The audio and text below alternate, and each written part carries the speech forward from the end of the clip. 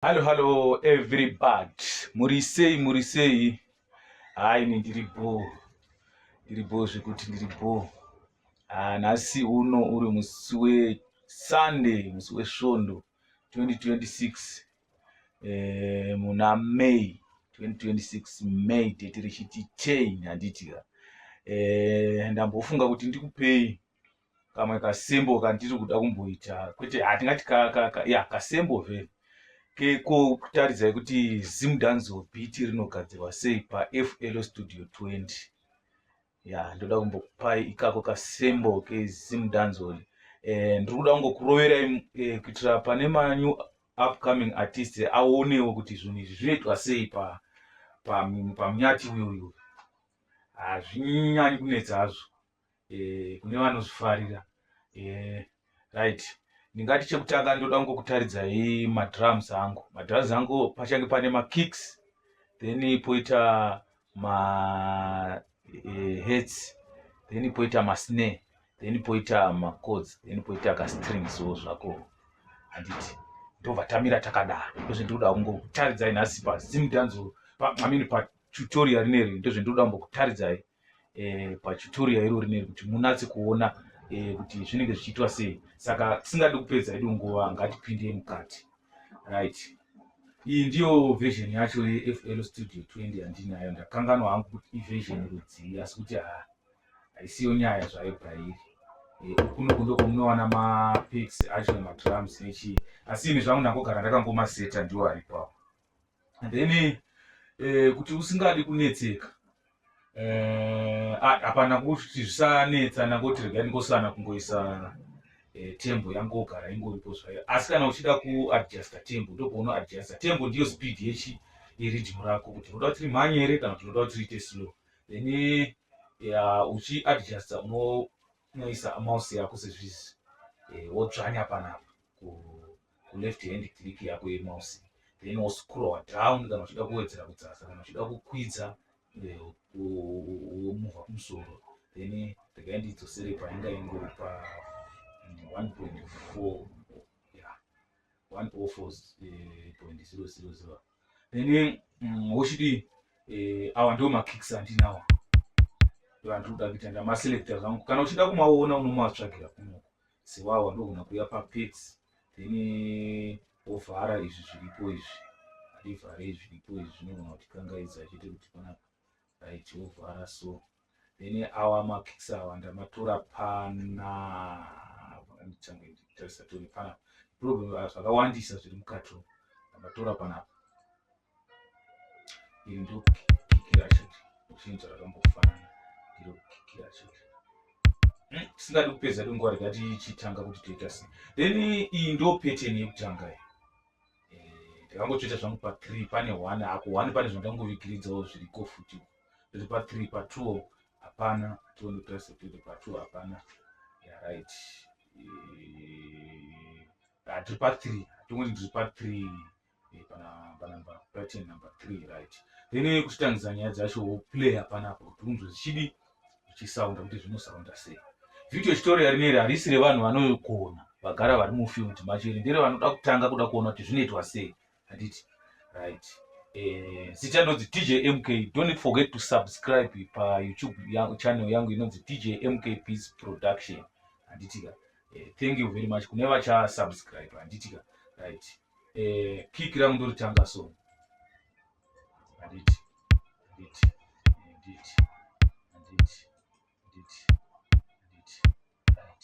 Ndaseta kick rangu ndanatsa kuona kuti zvadi zvarongana. Ndiri ndotera snare. Ndotera maheads azhinji vanogona kumati masnare. Vanomati masnare, asi haparisi aro snare, but snare yacho unenge ichiwana ndiyo type yacho yekurira kwainoita. Dei mako ndikumaoko unotsvaga masnare. Irangora nangosarudza nhasi ndiriri snare racho. Then wobva wapfeka zvakanaka.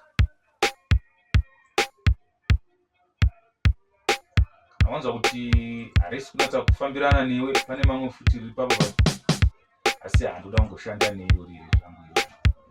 Right. Ndo snare rangu. Ndapedza. Then ndoya paheads. ndio yetsi yacho. Right, ndoda kudoba so.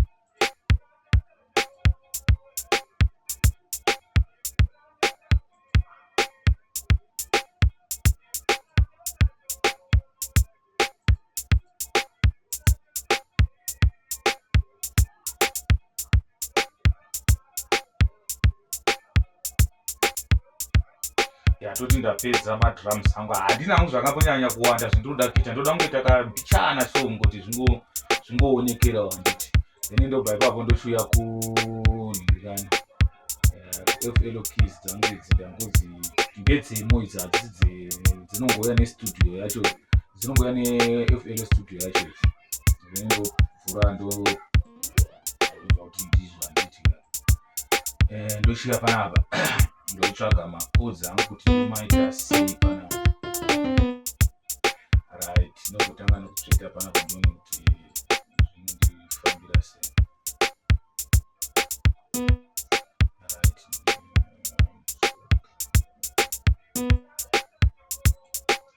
tombozwa kuti zvinofamba sei zvakamira kudai.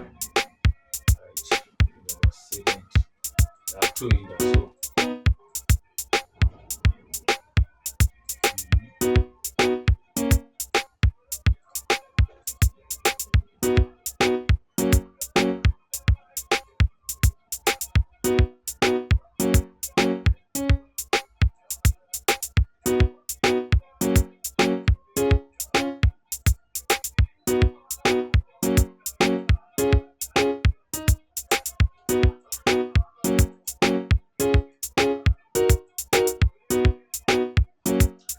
Uchida kuseva ungoya ipo panapa totunge taseva ndagara hangu ndandangotoseva kutara handitika usakangana kuseva kuitira kuti pakaita any mistake yekuti computer yake inogona kucrash kana kuti anything chinogona kuita anything happen unogona kuwana futi project rako iro ungokontinua wozoenderera mberi kana uchinge wagadzirisa dambudziko rinenge raitika ipapo panapa tabva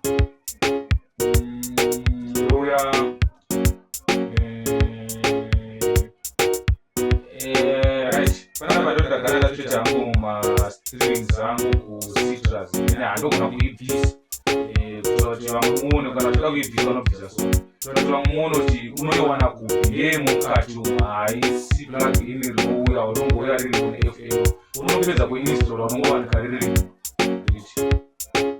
panapa wotsvaga zvako kuti zviri pamendo kune maplex angu panapa minoti ako iwo kuti unenge wakamarongedza sei then ndoya macitrus yangu panapa then tsvaga mapresets angu ndoya ndobaya mouse yangu pa right hand click apo vandaona ndoda orchestra 1 no select iyoyo ndo ndatsveta zvangu panapa ndavhura apa ndakuita ndichimhanya kuitira time rinozonyanya kukurisa vhidhiyo racho handiti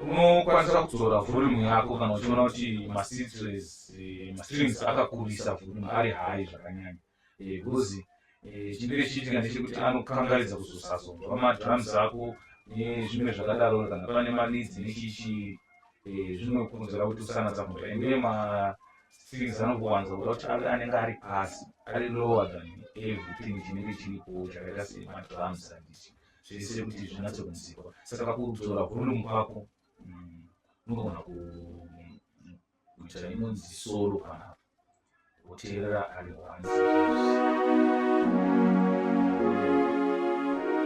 ari just as it is.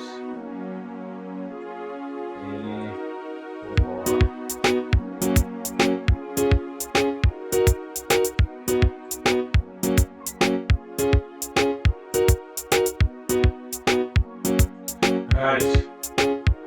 I think ino nyaya yangotaura chete kuti ndo yatinoda kuti tingoita chete.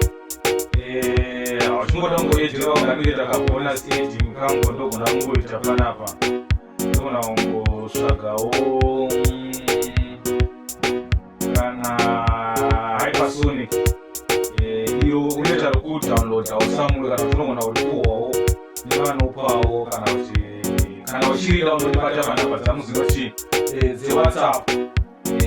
Unogona kundibata panhamba dzangu dzinoti 078 ngandise necode kuitira kuti handizozivi kuti vamwe vanenge vachizvibata sei. Code yacho inoti +277 8524 3804.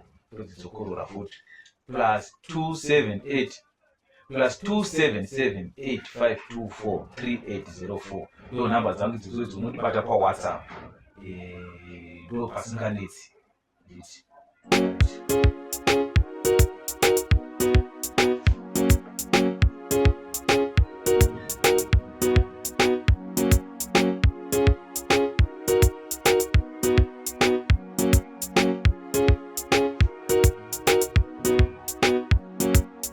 Plugin rangu rakabuda but handifungi mani. Hypersonic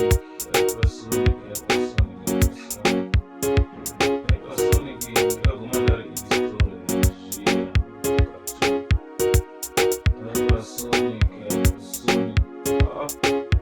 Hypersonic yangu yakaita kukura.